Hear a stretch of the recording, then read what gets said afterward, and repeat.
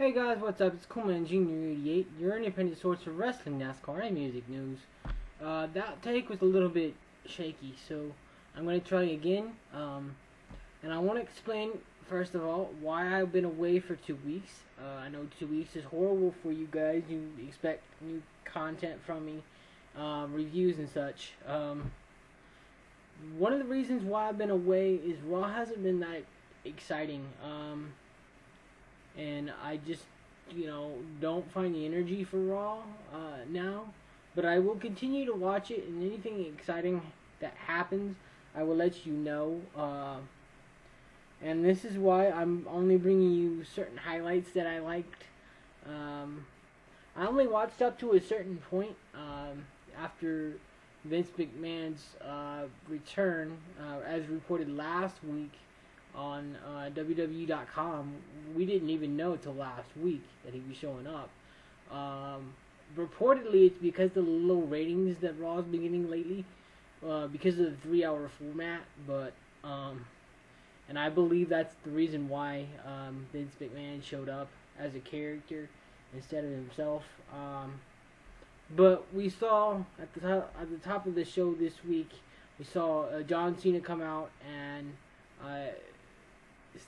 say that he's recovering from his elbow chip surgery, from an injury. I don't know exactly what caused the elbow chips, but he had he had chips of bone in his elbow, and yeah, that's why he's been away. He wants to face CM Punk in the Hell in a Cell. Everybody from Jim Ross to Jerry the King Lawler to even Vince McMahon now wants him to face CM Punk. Wants CM Punk to face John Cena in the Hell in a Cell. But thanks to AJ's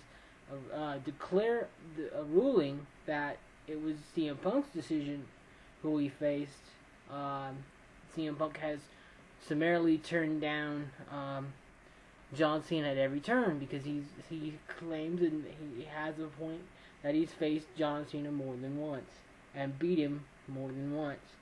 I believe now with the events that transpired at the end of Raw, CM Punk is really on the bubble now. He has 2 opponents to choose from, Ryback and now John Cena, and he has to make before the end of next week.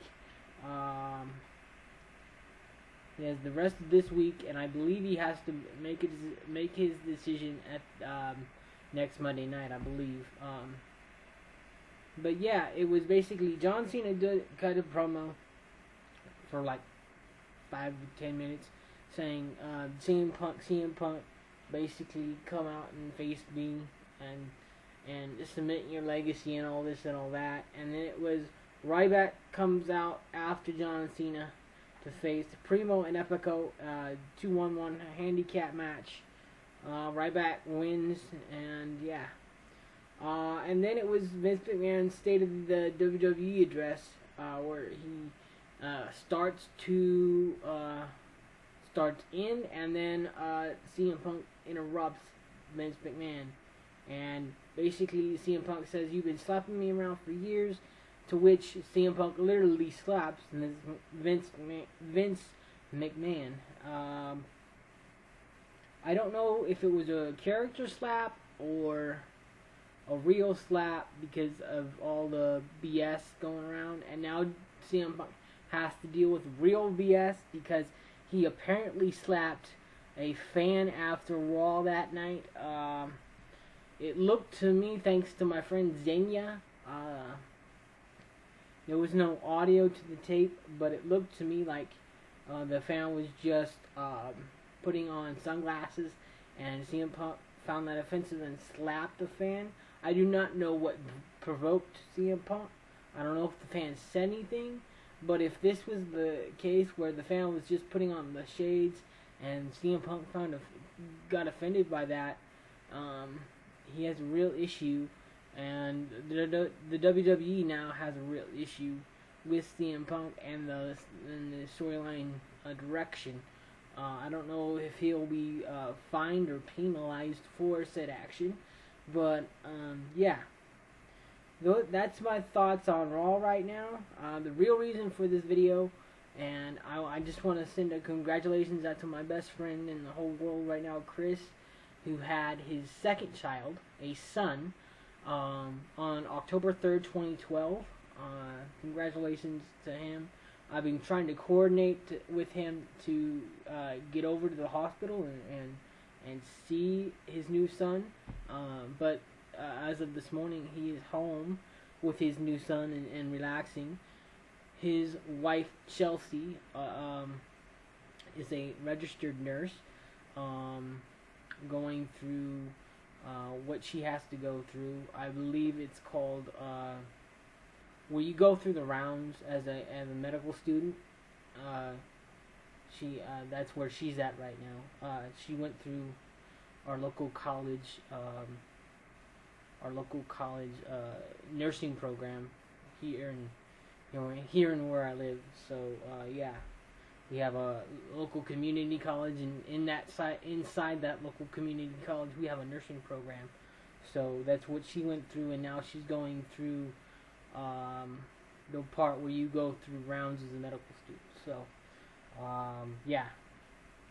She had her baby on October 3rd, 2012, and she also has a daughter who was born on October 28th. She is 6, so I believe 2011, 2010, 09, 8, 7, 6, 2006. I'm not. Oh no. 2005, 4, 3. 2003. Excuse me. She is 6 years old right now. I'm not too sure on the math on that, but she has 2 children now, 1 son and 1 daughter. They allow me to consider them niece and nephew, so I'm very, very stoked to have a new nephew. I'm hopefully gonna get to go see my new nephew here soon after Chris and Chelsea, my best friends, relax and all that. So yeah. Now for the real reason, on Amazon I picked up 2 things by J.K. Rowling. As we all know, she finished up her Harry Potter series, and she took 5 years off. During that 5 years, she was writing her first adult novel. We did not know anything about it until I'd say September, 3rd week of September, or something like that. At least I didn't know anything about it. Amazon released it, and Amazon released the details on it on October 20th, and I was able to pre-order it on that date and get it in time for the actual release date, which was first week of October. It's called The Casual Vacancy, and let me tell you now, folks. Here it is, right here. Let me tell you right now, folks. This is not a novel for children. If you have children that are used to J.K.'s fantasy fiction novels, such as the Harry Potter series, they should not read this book. It talks about all kinds of adult situations. Just to give an example, it talks about adolescent sex, intravenous drug use, social services, which isn't, well, social services alone isn't that offensive, but if you don't want your kids exposed to that right now, which is getting harder and harder as the generations progress here, I would suggest that little kids stay away from this book. Again, it's J.K.'s first adult novel, so just as long as you're mature about it, and as long as you can handle the material, then I suggest you read it. If you're not mature about it, if you're gonna be all ridiculous about it, then I suggest you don't read it. highly suggest you don't read it if you're gonna be ridiculous about it. But then I have in the Harry Potter series, I have almost everything. I have all the movies, all of the books. I have all the audios for the books, and I have all but 2 of the games: Harry Potter and the Goblet of Fire for the PlayStation 2, and I also don't have Harry Potter and the Deathly Hallows Part 2 for the PlayStation 3. I remedied one of these faults when I picked up J.K. Rowling's Casual Vacancy.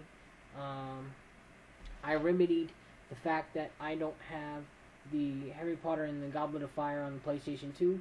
I have all the Harry Potter games. There you go. All the Harry Potter games for the PlayStation 2 platform now. I have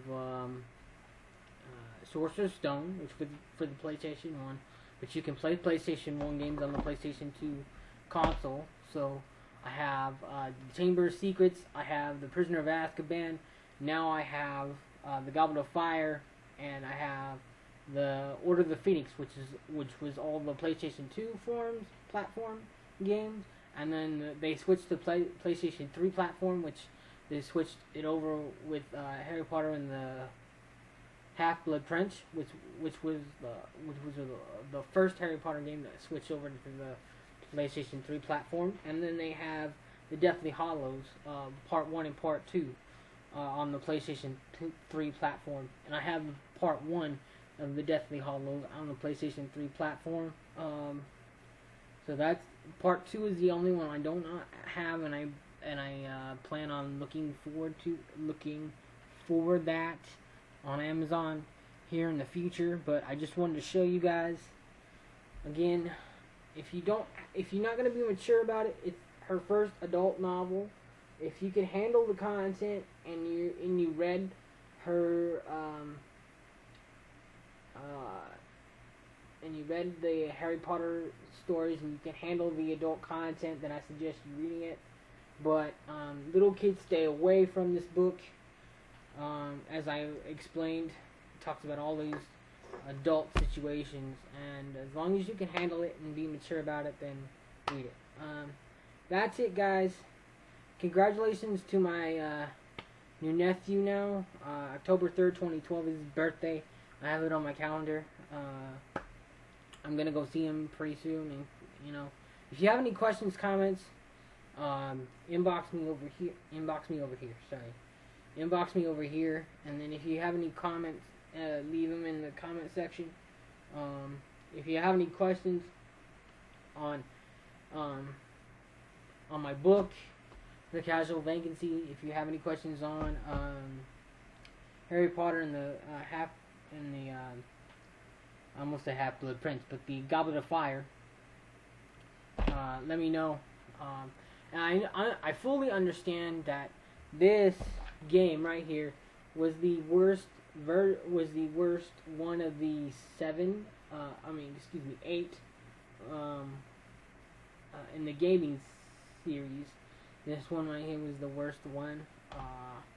But I just wanted to complete my collection of those. So now I only have one more to go for the PlayStation 3 platform. And I just want to add a quick note that unfortunately I found out a little bit too late. I just found out tonight, actually. This happened on August 21st, 2012. But the children's comedy from Nickelodeon, Victorious, which starred Victoria Justice, was canceled on that date, August 21st, 2012. And as a fan of that particular show, I enjoyed my niece enjoyed it. I enjoyed it. I will admit that. I am a little bit sad that after only 3 seasons it was canceled. I do not know why. As with all good shows, they end up mysteriously either lasting or being canceled. I thought after the 3rd season of Glee it was canceled. At least it looked that way, and then miraculously it showed up for its fourth and current season. But I was a little taken aback as I learned that today on this day, October 9th, 2012. I know this is kind of late of me mentioning it. A lot of the fans already know this, but I'm a little bit behind.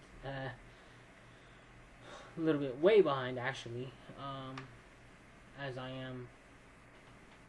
I was September, October, 2 months behind, and 9 days. 2 months and 9 days behind. So yeah, I'm sorry for the cancellation, you guys. You guys were great. I love Leon Thomas III. He was the funniest one of the bunch. I love Elizabeth Gillies. She was cool. She seemed cool. And then I loved all the characters, but Elizabeth Gillies, Leon Thomas, and Victoria Justice were my favorite.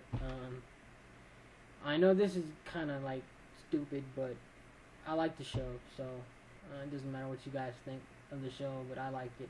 So I just want to let you guys know. Again, if you have any questions, comments, up here,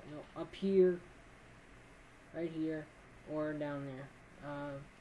Be blessed. Thank you guys for watching, and pick up the casual vacancy only if you can handle the content. Let me know what you guys think. All right, bye, peace.